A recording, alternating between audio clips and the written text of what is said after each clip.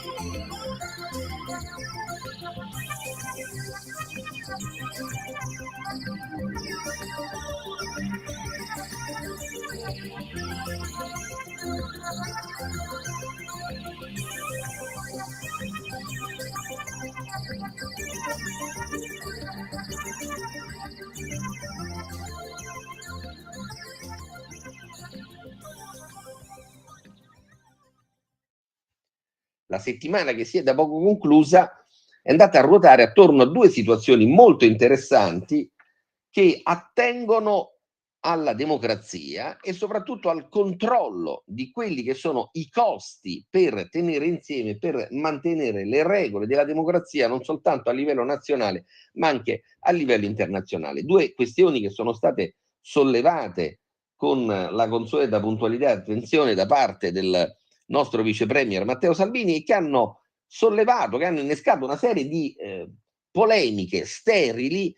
che ci fanno soprattutto riflettere sulla necessità di andare a fondo ai problemi, di capire che cosa c'è dietro le singole vicende, quindi capire perché quella belva che in ognuno di noi deve ribellarsi rispetto ad alcune situazioni che possiamo definirle borderline, e deve ribellarsi però utilizzando quelli che sono gli strumenti istituzionali che in un paese democratico come il nostro possono essere messi a disposizione del corpo parlamentare e più in generale dei singoli cittadini. La prima vicenda è legata allo scandalo della corruzione in Ucraina. Che cosa avviene? Il premier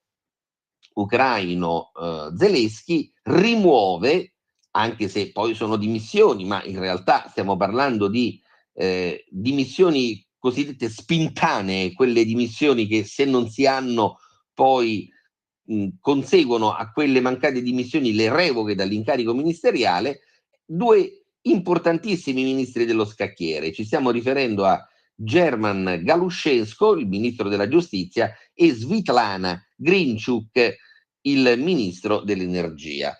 perché la magistratura inquirente è riuscita ad alzare il velo rispetto a quello che stava avvenendo all'interno non di un'impresa privata, ma all'interno della Energoatom, ossia la principale società energetica a totale capitale, a totale partecipazione pubblico ucraino, una società che fattura qualcosa come 4 miliardi di euro all'anno, laddove la stessa magistratura è riuscita a tirare fuori delle situazioni squallide, utilizziamo naturalmente quello che è un profilo di prudenza, che riguarderebbero, e quindi il condizionale d'obbligo,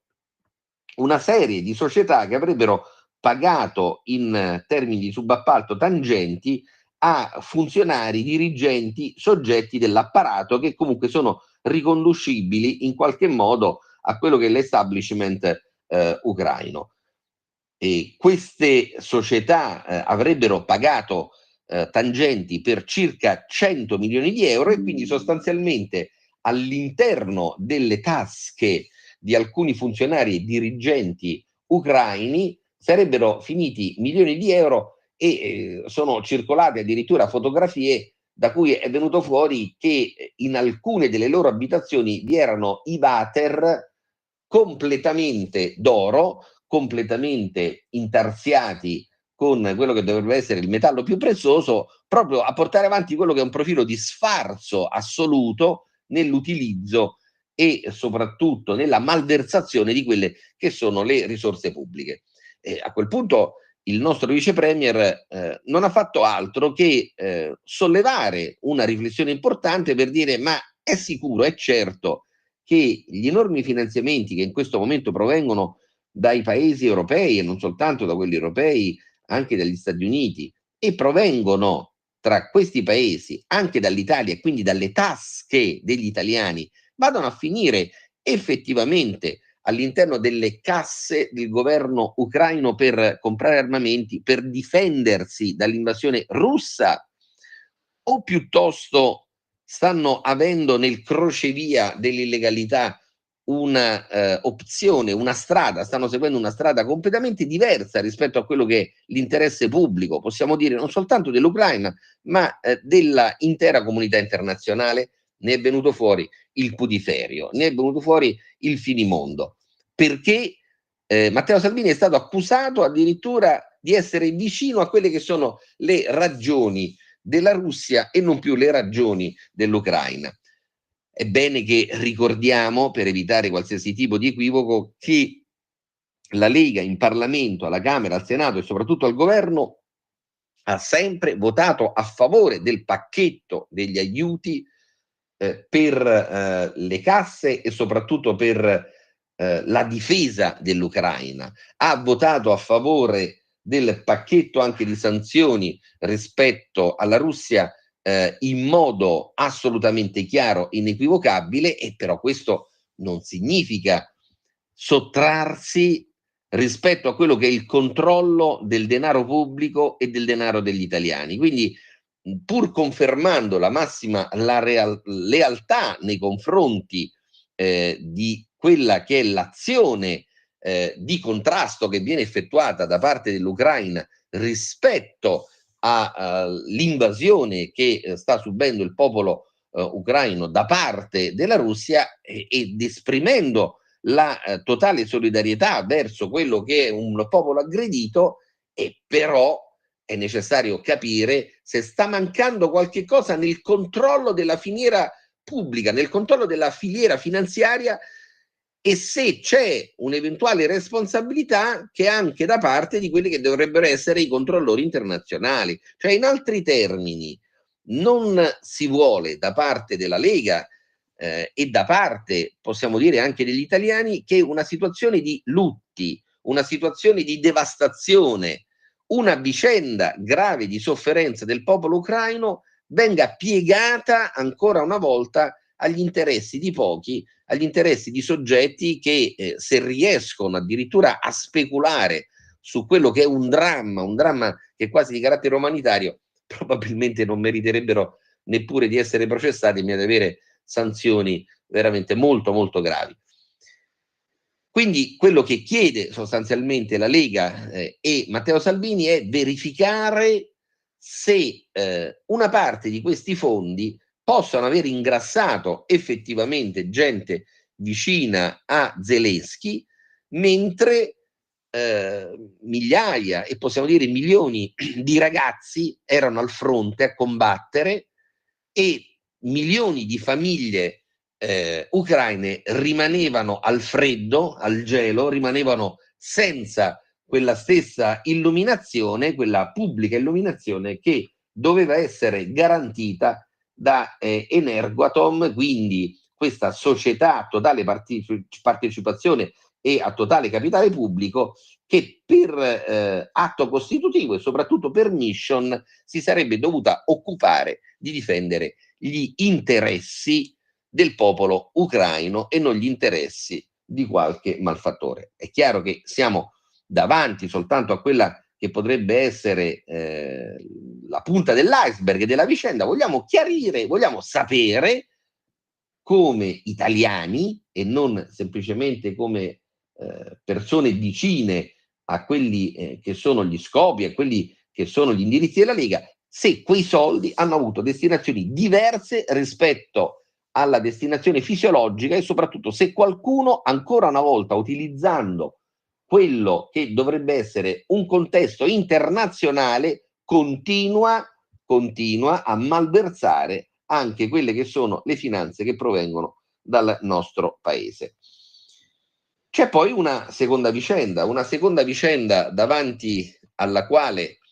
l'unico che ha cercato di portare avanti ancora una volta chiarezza all'interno di quelli che sono i meccanismi e le dinamiche dell'utilizzo dei fondi pubblici, ossia il nostro vice premier Matteo Salvini, unitamente alla Lega. Ebbene, nello stesso momento in cui è stata sollevata la questione relativa alla chiarezza di Aspi, vedremo molto velocemente di che cosa si occupa, anche in quel caso ne è venuto fuori un pandemonio inenarrabile. Aspi è la società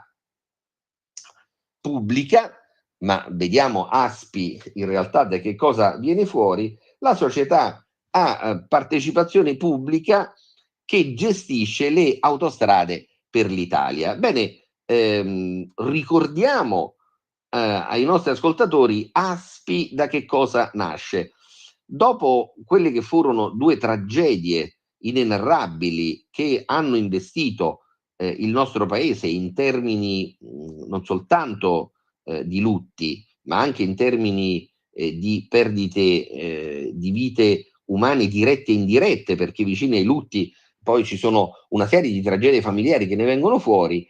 Quindi davanti a queste due tragedie, sono state quella relativa, la prima, al crollo del viadotto di Acqualunga nella zona di Monteforte Irpino il 20 di luglio del 2013, un crollo che portò a perdite di vite umane attorno alle 40-45 unità, e dopo il secondo crollo, quello che oggi forse sotto il punto di vista mediatico sembra aver cancellato tutti quanti gli altri, ossia il crollo del ponte Morandi di Genova il 14 di agosto del 2018, in cui morirono 43 persone e ci furono oltre 560 sfollati. Ebbene, dopo quelle vicende, che cosa avviene? Il gruppo privato di riferimento che in qualche modo aveva gestito le autostrade fino a quel momento, attraverso quella che era l'assemblea di Atlantia, vende le quote di partecipazione, per cui Atlantia sostanzialmente viene assorbita dopo l'assemblea del 31 di maggio del 2021 con una mega vendita che rimane a carico dello Stato per circa 8 miliardi e mezzo di euro da HRA. HRA il 5 di febbraio del 2022, una società che è partecipata per il 51% da Cassa Depositi e Prestiti, diviene di fatto la titolare di ASPI e quindi delle concessioni autostradali che nel nostro paese gestiscono migliaia di chilometri di autostrade. E a un certo punto però, proprio perché si amministrano soldi pubblici, Matteo Salvini ha svolto una riflessione importante, ha detto: ma perdonateci, continuiamo a vedere, girando in lungo e in largo per le autostrade italiane, che un po' di manutenzione sicuramente manca. Ecco, vogliamo essere molto prudenti e utilizzare anche l'espressione un po' per prudenza e soprattutto per rispetto anche di quelli che sono soggetti e concessionari pubblici. E però, a fronte di quelli che sono obiettivamente guadagni colossali, mancano proporzionati e soprattutto adeguati interventi di manutenzione ordinaria e straordinaria. Obiettivamente alcune di queste opere che devono essere portate avanti dal concessionario e quindi da ASPI, dalla società HRA, queste opere vanno un po' a rilento. Vediamo che alcuni cantieri girano più di notte che non di giorno, ma sempre nelle stesse zone. Vediamo che in alcuni casi il manto stradale difetta e probabilmente è un manto stradale che in qualche modo non ha nessun tipo di correlazione con quello che poi è il pagamento effettivo del pedaggio che viene effettuato, ossia il pedaggio rischia di non avere un corrispettivo oggettivo ed obiettivo. E la Lega con Matteo Salvini, come già successo per la vicenda delle banche, non ha abbassato lo sguardo dinanzi a quelli che sono i grandi poteri economici e finanziari che gestiscono il nostro paese. E la Lega ha sostanzialmente detto: ben venga, perché il regime di concessione, e qui siamo davanti a quello che è il leitmotiv della nostra trasmissione, il profilo del diritto, ma soprattutto il profilo delle riforme. Ebbene, in ogni concessione pubblica ci deve essere sì una remunerazione del capitale privato, in questo caso capitale anche pubblico, ma per remunerazione non bisogna intendere un guadagno spropositato che poi non si traduca in un minimo di socializzazione del profitto. Qui non è che stiamo parlando di socializzazione di carattere sovietico, stiamo chiedendo semplicemente se, a fronte di quelli che sono corrispettivi importanti, guadagni economici e finanziari importanti che i concessionari autostradali riescono a realizzare, se le opere che devono realizzare con puntualità per la messa in sicurezza delle autovetture, ma soprattutto delle vite umane, se queste opere vengono effettivamente realizzate rispettando quel timing che spesso l'Europa ci impone, ma che ci dovrebbe imporre ancora di più il buonsenso. Servono quindi risposte concrete. Questo è quello che doveva fare, come ha fatto il nostro ministro dei trasporti, ancorché segretario nazionale della Lega. Crediamo che ancora una volta sia stato posto il dito all'interno della piaga che non può diventare purulenta, una piaga che ha bisogno di medicinali importanti. I medicinali importanti sono quelli relativi al controllo pubblico che deve essere attuato sulle concessioni autostradali, la verifica anche attraverso quelle che possono essere le segnalazioni che arrivano alle televisioni, alle radio, e tra queste naturalmente la nostra radio di riferimento, e a quel punto attraverso questo controllo collettivo si può verificare anche la corretta gestione delle risorse pubbliche e l'adempimento di quello che è il contratto di servizio che ASPI e soprattutto HRA in questo momento ha in piedi con quello che è il concedente, ossia lo Stato. Ecco, questa è un'altra novità importante che viene fuori dall'azione della Lega all'interno del governo, all'interno del nostro Parlamento, ma soprattutto questa è un'ulteriore riflessione. Laddove si ha a che fare con l'interesse pubblico, se si chiede qualcosa in più, e siamo davanti anche a quelle che possono essere delle riforme normative e finanziarie, se si chiede qualche cosa in più ai gestori delle concessioni pubbliche, sicuramente si realizza ancora una volta quello che è l'interesse del Paese nell'ambito della funzione della coesione sociale. Buona settimana a tutti. Avete ascoltato La belva civile.